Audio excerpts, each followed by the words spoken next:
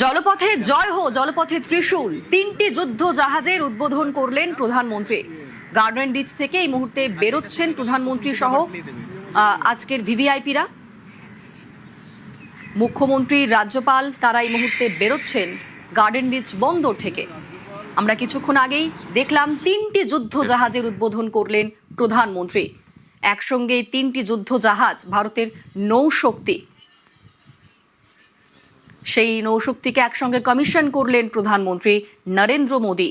Garden রিচের এই বন্দর, সেখান থেকেই এই তিনটি যুদ্ধ জাহাজের উদ্বোধন করলেন প্রধানমন্ত্রী। শ্যামাপ্রসাদ মুখোপাধ্যায় বন্দর থেকে উদ্বোধন করলেন নৌবাহিনীর শক্তি আইএনএস দুনাগিরি, আইএনএস সংশোধক এবং আইএনএস অগ্রয়। প্রতিরক্ষায় দেশীয় প্রযুক্তিতে জলপথে ভারতের গর্জন। এই মুহূর্তে গার্ডেন রিচের বন্দর থেকে বেরোচ্ছেন প্রধানমন্ত্রী, মুখ্যমন্ত্রী, রাজ্যপাল সহ আজকের ভিভিআইপিরা। এই মুহূর্তে বেরিয়ে গিয়েছেন তারা গার্ডেন রিচের বন্দর থেকে।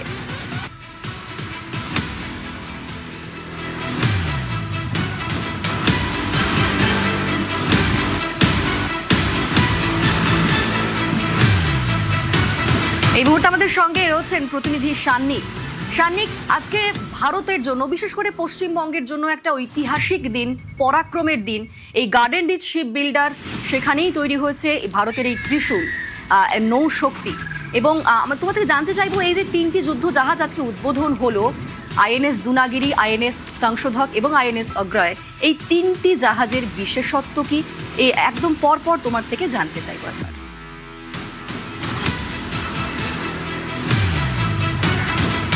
অবশ্যই অত্যন্ত গর্বের দিন এই কারণে, কেননা সাম্প্রতিক অতীতে তো বটেই, এবং এই শতকে এখনো পর্যন্ত যে কলকাতা বন্দরের একটা দীর্ঘ ইতিহাস রয়েছে, সেই কলকাতা বন্দর থেকে ভারতীয় নৌসেনার জন্য কোনো যুদ্ধজাহাজের কমিশনিং কিন্তু সাম্প্রতিক অতীতে হয়নি। যে কারণে আজকের এই ইভেন্টটা অবশ্যই স্পেশাল। এবং তার পাশাপাশি একসাথে তিনটে যুদ্ধজাহাজ, যে তিনটেই তৈরি হয়েছে গার্ডেন রিচ শিপ বিল্ডার্সে। এবং গার্ডেন রিচ শিপ বিল্ডার্সে তৈরি যে তিনটি যুদ্ধজাহাজ, যে তিনটির কথা তুমি জিজ্ঞেস করলে, সেই তিনটি যুদ্ধজাহাজ কিন্তু আলাদা আলাদা রোল সার্ভ করবে ভারতীয় নৌসেনায়। মূলত যদি তিনটের পরপর বলি, আইএনএস সংশোধক, প্রথমে যদি এটার কথা বলি, মূলত হাইড্রোগ্রাফিক সার্ভে, এই কাজটা হচ্ছে এই জাহাজের মূল কাজ। এই সার্ভে মূলত কি, যে সমুদ্র তটের ওপর দিয়ে জাহাজগুলো যায়, তার নিচে সমুদ্রবক্ষে কোন জায়গায় কতটা জলের গভীরতা রয়েছে, কোথায় সমুদ্রপৃষ্ঠে কি রয়েছে, কোথায় গভীরতা কম, কোথায় বেশি, কোথায় নিচে কোনো রকম বাধা রয়েছে, এই সমস্ত কিছু একটা ম্যাপের আকারে এই হাইড্রোগ্রাফিক সার্ভে ভেসেল যেগুলি হয় সেগুলি করে থাকে। মূলত এই জাহাজগুলির ক্ষেত্রে কাজই হচ্ছে, যেরকম গাড়ি চালানোর ক্ষেত্রে আমরা নেভিগেশনের অ্যাপ ইউজ করি, ঠিক সেই রকমভাবেই জাহাজ চালানোর জন্য যে ম্যাপের প্রয়োজন হয়, সেই ম্যাপ এই জাহাজগুলোই প্রস্তুত করে। এবং এই জাহাজ, তার মধ্যে স্পেশাল কথা, আইএনএস সংশোধকের স্পেশালিটি কি, মূলত ভারতীয়, বেশিরভাগটাই ভারতীয় প্রযুক্তিতে তৈরি একটা যুদ্ধ জাহাজ, যা মূলত এই গোটা কাজটা একেবারে অত্যাধুনিক প্রযুক্তি ব্যবহার করে করবে। এবং বিভিন্ন জায়গায় সার্ভের জন্য একটা জাহাজকে একটা জায়গায় দাঁড় করিয়ে 360 ডিগ্রি ঘোরানো সম্ভব, এই রকম থ্রাস্টার প্লেসমেন্ট রয়েছে এই জাহাজে।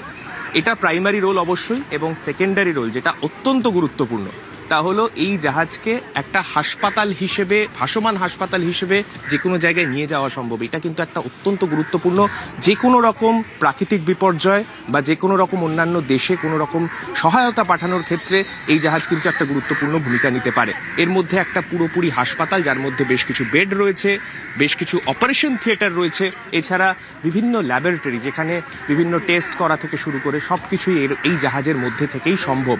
এবং যদি কারোর আরও উপরে কোনো গুরুত্বপূর্ণ কোনো চিকিৎসার জন্য তার মনে হয় যে নৌসেনার যে হাসপাতালগুলি রয়েছে সেখানকার বিশিষ্ট চিকিৎসকদের পরামর্শ প্রয়োজন, সেই জন্য কিন্তু স্যাটেলাইটের ব্যবস্থার মাধ্যমে একেবারে টেলিমেডিসিন পরিষেবা, সেইটাও কিন্তু এখানকার ডাক্তারদের মাধ্যমেই এই জাহাজে বসেই সম্পন্ন করা সম্ভব। অর্থাৎ গভীর সমুদ্রে একটা ভাসমান হাসপাতাল, এই জাহাজ কিন্তু সেই ভূমিকাও পালন করতে পারবে।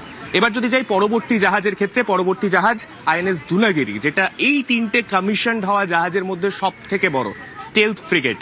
ফ্রিগেট জাহাজ তার দৈর্ঘ্যের উপর নির্ভর করে তার ক্যাটাগরিক্যালি সেটাকে ফ্রিগেট জাহাজ বলে, কিন্তু একেবারে আগেরটা যেমন বললাম, প্রাণ বাঁচানো, তারপরে হাইড্রোগ্রাফিক সার্ভে, এগুলো তার কাজ। কিন্তু এক্ষেত্রে কিন্তু আইএনএস দুনাগিরির কাজ কিন্তু পুরোপুরি আক্রমণাত্মক।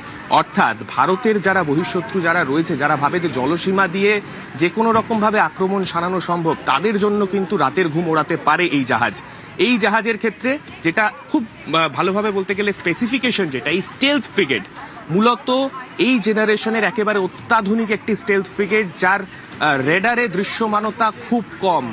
রেডারে দৃশ্যমানতা বলতে শত্রুর জলসীমায় ঢুকে তার কাছাকাছি পৌঁছানোর, অনেকটা কাছে পৌঁছানোর পরে তবে শত্রুপক্ষ জানতে পারবে যে এই জাহাজ তার কাছে পৌঁছে গিয়েছে।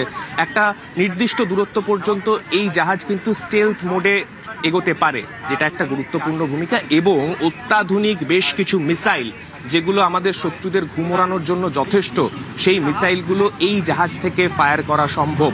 অর্থাৎ ভারতের একটা ভাসমান আক্রমণাত্মক জাহাজ হতে চলেছে এই আইএনএস দুনাগিরি। পাশাপাশি আরো যে তৃতীয় জাহাজ আইএনএস আগ্রায়, তিনটি জাহাজের মধ্যে সাইজে সব থেকে ছোট। সান্নিক, তোমার কাছে আসবো বিষয়ে, তার আগে শুনে নি একবার প্রধানমন্ত্রী মোদী, নরেন্দ্র মোদী, তিনি কি বললেন। मुझे बंगाल की इस महान भूमि पर आने का अवसर मिला। यह वह भूमि है